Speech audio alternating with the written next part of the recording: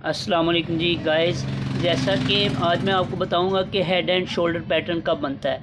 ये जो फ़िलहाल जो करंट मार्केट जा रही है, यहाँ पे हेड एंड शोल्डर पैटर्न बना हुआ है। हेड एंड शोल्डर पैटर्न के बनने की कुछ शराइत होती हैं। पहली शर्त ये होती है कि मार्केट अप ट्रेंड में होनी चाहिए, और जब ये अप ट्रेंड में बनता है तो उसके बाद मार्केट के रिवर्स की इंडिकेशन देता है कि मार्केट इसके बाद रिवर्स हो जाएगी, अप ट्रेंड से डाउन ट्रेंड में हो जाएगी, बुलिश से बेरिश में हो जाएगी।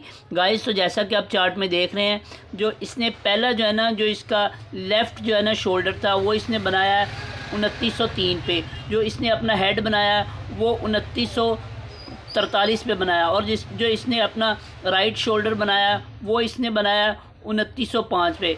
गाइस, ये जो नेक लाइन है, ये आपका head and shoulder pattern neck line को तोड़ चुका है। अब आपकी इस वक्त मंडी चल रही है 2893, 2905 पे मार्केट 2895 2897 को तोड़ के ऊपर स्टे नहीं करती। हेड एंड शोल्डर पैटर्न के मुताबिक आपकी मार्केट डाउन है। गाइस, जब ये हेड एंड शोल्डर पैटर्न बनता है तो आपकी जो मार्केट है वो ट्रेंड के रिवर्स को ज़ाहिर करती है कि यहाँ से ट्रेंड रिवर्स हो सकता है। तो अगर हम इस वक्त बात करें तो अगर हम इसके जो तीनों नीचे वाले जो है ना लोअर पार्ट्स हैं, राइट और लेफ़्ट शोल्डर के, राइट और लेफ़्ट शोल्डर की जो लोअर बाउंड्रीज़ हैं उनको आप मिलाती हुई एक लाइन खींचें, और जब आपका हेड एंड शोल्डर पैटर्न उस लाइन को तोड़ेगा